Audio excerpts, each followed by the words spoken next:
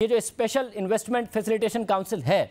یہ کیا ڈیفرنٹ کرے گی؟ کیونکہ ظاہر ہے جب مفتاح اسماعیل صاحب وزیر خزانہ تھے اس وقت بھی ہوا کہ جی قانون بھی لایا گیا ہے، ایگریکلچر، مائننگ، ڈیری فارمنگ، اس میں جو دوست ممالک ہیں وہ بڑا انٹرسٹ رکھتے ہیں، ان کی سرمایہ کاری آئے گی، مگر وہ نہیں ہو سکا۔ اب کیا الگ ہوگا کہ کام بہت تیزی سے ہوگا اور ملک میں سرمایہ کاری آئے گی؟ جی تقریباً سب کچھ۔ اگر آپ نے آج دیکھا ہے اس پروگرام یا آپ کو اس کے متعلق کوئی رپورٹ ملی ہے تو آپ کو یہ پتہ چلے گا تقریباً سب کچھ جو پاکستان میں ہو رہا ہے وہ یکسر تبدیل ہو جائے گا۔ یعنی آج اگر ہمارے پاس کوئی آئے، ایگریکلچر کا کوئی انویسٹر آئے تو ہم اس کو بھیج دیتے ہیں کسی صوبے کے پاس، ہمیں اس کے بعد معلوم نہیں ہوتا کہ صوبے سے ان کے مذاکرات کیا ہوئے ہیں۔ اگر ان کو وہاں پہ پانی چاہیے ہو تو وہ واپس وفاقی حکومت کے پاس آتے ہیں، پھر وہ جب پانی کا حصول ہو جائے یا کسی اور ایگریکلچرل سپورٹ چیز کا حصول ہو جائے تو پھر وہ صوبے کے پاس جاتے ہیں۔ یعنی اس پورے عمل میں ایک پنگ پونگ کا میچ ہو جاتا ہے۔ تو اب کیا یہ ہے جیسے کہ دیگر ممالک میں ہوا ہے ایسا، فن لینڈ میں ایسا ہوا ہے، آسٹریلیا میں ایسا ہوا ہے، سنگاپور میں ایسا ہوا ہے، آئرلینڈ میں ایسا ہوا ہے، یعنی جتنی بھی کامیابی کی اس وقت مثالیں ہیں دنیا میں ان سب جگہوں پہ ون ونڈو آپریشن شروع کیا گیا ہے۔ اور جی سی سی کے تو تمام ممالک میں، بحرین میں، یو اے ای میں ون ونڈو آپریشن ہو چکی ہے، وہ ابھی پچھلے 5-7 سال میں آئے ہیں۔ اس سے پہلے کے 10 سال میں سنگاپور، آئرلینڈ اور یہ دیگر ممالک، فن لینڈ جن کا میں نے پہلے ذکر کیا ہے، انہوں نے ون ونڈو آپریشن شروع کیا تھا۔ یعنی جو آپ کے پاس آتا ہے انویسٹمنٹ کرنے کے لیے اس کو اس سے کیا کہ آپ کا ملک کیا کہتا ہے کہ صوبے کی جورسڈکشن کیا ہے، ڈسٹرکٹ کی جورسڈکشن کیا ہے، وفاق کی جورسڈکشن کیا ہے، بھائی وہ تو انویسٹمنٹ کرنے آتا ہے تو کوئی ایک جگہ اس کے تمام معاملات کو حل کر دینا چاہیے۔ اب اگر آپ مان لیں یہ بات کہ اس کے تمام معاملات کو ایک جگہ پہ حل کیا جانا چاہیے تو پھر وہ تمام عوامل، وہ تمام ایکٹرز، وہ تمام سٹیک ہولڈرز جن کا کانسٹیٹیوشنل جورسڈکشن ہے اس عمل پہ، اس کو ان تمام کو اس ونڈو کے پیچھے اکٹھا کھڑا کرنا ہے۔ اس وجہ سے یہ جو آج کمیٹی تشکیل دی گئی ہے یا طریقہ کار پریزنٹ کیا گیا ہے اس میں یہ کیا گیا ہے کہ چاہے صوبے کا مسئلہ ہو، چاہے ضلع کا ہو، چاہے تحصیل کا ہو، چاہے وفاق کا ہو، چاہے ایک وزارت کا ہو یا تمام وزارتوں کا ہو، ایک کمیٹی بنا دی گئی ہے جو اب اس کو کوارٹر بیک کیا کرے گی اور اس کی سربراہی وزیر اعظم خود کریں گے۔ 3 لیولز کے اوپر اس کو امپلیمنٹ کرنے کے لیے کمیٹیاں بنائی گئی ہیں۔ ایک ایپیکس کمیٹی بنائی گئی ہے۔ پہلی تجویز یہ تھی کہ وہ ایپیکس کمیٹی جس میں وزیر اعظم جس کو ہیڈ کریں گے وہ ہر کوارٹر ملے گی، مگر وزیر اعظم نے اصرار کیا کہ وہ ہر مہینے ملے گی۔ دوسری کمیٹی، اور اس میں کابینہ کے اراکین بھی ہوں گے، اس میں chief of the army staff بھی ہوں گے۔ دوسری جو کمیٹی تجویز کی گئی ہے وہ ایگزیکٹو کمیٹی ہے، ایپیکس کمیٹی نہیں ہے، وہ ہر مہینے ملا کرے گی۔ اس میں بہت سے وزراء ہیں اور صوبائی حکومتیں ہیں اور وفاقی حکومت کے ادارے ہیں۔ اور تیسری جو ہے وہ امپلیمنٹیشن کمیٹی ہے جو سیکٹورل کمیٹی ہے اور وہ غالباً مجھے یاد پڑتا ہے ہر ہفتے ملا کرے گی۔ یعنی جنہوں نے امپلیمنٹ کرنا ہے وہ ہر ہفتے ملیں گے، ہر مہینے کے بعد وہ جو ایگزیکٹو کمیٹی ہے اس کو اپنی کارکردگی پیش کریں گے اور وزیر اعظم ابتدائی طور پہ ہر مہینے اس کا جائزہ لیں گے ایپیکس کمیٹی میں اور پھر آہستہ آہستہ ہر کوارٹر لینا شروع کر دیں گے۔ تو ان تمام چیزوں کے ذریعے ایک طرف تو وہ تمام ادارے اکٹھے کر دیے گئے ہیں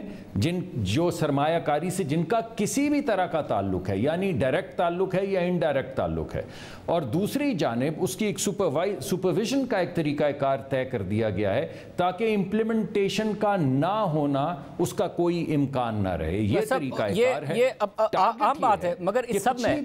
یہ ٹھیک ہے ایک کمیٹی بن گئی ہے جو کہ ظاہر ہے صوبوں کی حد تک بھی ہے اور اس کے ملٹیپل لیولز بھی ہیں، مگر ظاہر پاکستان میں جو انویسٹمنٹ کی راہ میں رکاوٹ ہے اس میں جو کچھ بیوروکریٹک ہرڈلز ہیں تو کچھ قوانین بھی ہیں۔ ایک قانون ٹھیک کرتے ہیں تو کسی دوسرے قانون کا کوئی سب کلاز ہوتا ہے، اس کی بنیاد پر چیزیں عدالت میں چیلنج ہو جاتی ہیں، پھر عدالت میں جو وہ انویسٹر ہوتا ہے وہ دھکے کھا رہا ہوتا ہے۔ پاکستان میں انویسٹمنٹ کی راہ میں بہت ساری متعدد رکاوٹیں آ جاتی ہیں، اس سب کو کیسے دور کریں گے؟ جی وہ اسی کمیٹی یہی تو کام ہے، اب ایگزیکٹو کمیٹی کا یہی تو کام ہے۔ ہوتا ایسا ہے کہ آپ کے صوبے کے اندر کچھ قوانین ہیں، آپ کے وفاق کے اندر کچھ اور قوانین ہیں، آپ کی FBR کے کچھ اور رولز ہیں اور آپ کے اوگرا کے کچھ اور رولز ہیں جو آپ کا توانائی کا ریگولیٹر ہے. جب سارے ایک جگہ پہ اکٹھے ہو جائیں گے اور مقصد صرف ایک ہوگا کہ جو انویسٹ کرنے آ رہا ہے اگر کوئی قانونی لکونہ ہے تو اس کو دور کیا جائے, اگر کوئی رولز کی دقت ہے تو اس کو دور کیا جائے, اور اگر صرف لیزی کوئی ایڈمنسٹریٹو معاملات ہیں یعنی کام ہو نہیں رہا تو ایک کمیٹی تو اس کا ہر ہفتے جائزہ لے گی, ایک کمیٹی اس کا ہر مہینے جائزہ لے گی, اور وزیر اعظم خود اس کا انیشلی ہر مہینے اور اس کے بعد ہر کوارٹر یعنی سہ-ماہی جائزہ لیں گے. تو اس کا نہ ہونے کا کچھ امکان نہیں رہ جاتا اس سب کے بعد. جتنی تیزی سے یہ کمیٹی میٹنگ کرے گی کیا اتنی تیزی سے سرمایہ کاری بھی آئے گی کہ فوری طور پر, کیونکہ پاکستان کو اس وقت زر مبادلہ کے بہت کم ذخائر کا سامنا ہے, $4 ارب سے بھی کم ہے, یہ بھی کوئی ٹارگٹ ہے کہ جی فوری طور پر اتنے $1 ارب کی یہ آئٹمز ہیں جو ہم بیچیں گے اور وہ اس کی راہ میں کوئی رکاوٹ نہیں آنے دیں گے اور اس کا خریدار بھی موجود ہے اور یہ فوری طور پر ہونے جا رہا ہے؟ دیکھیے, اگرچہ اس کو کہا تو نہیں گیا اور میں حکومت کے بہاف پہ اکیلا تو یہ دعویٰ نہیں کر سکتا, مگر جس چیز کو پلان بی کہا جا رہا تھا آج وہ پلان بی لوگوں کے سامنے آ گیا ہے. آج کی سب سے اہم خبر یہ نہیں تھی کہ یہ طریقہ کار طے کیا گیا ہے, آج کی سب سے اہم خبر یہ تھی کہ اس طریقہ کار کے پیچھے کمٹمنٹس ہیں,